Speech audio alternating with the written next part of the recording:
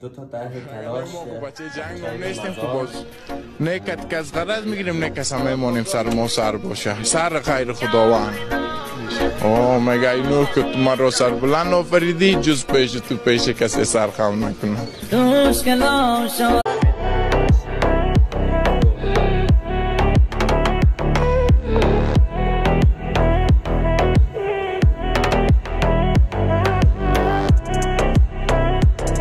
قشنگ با قیمت کارگری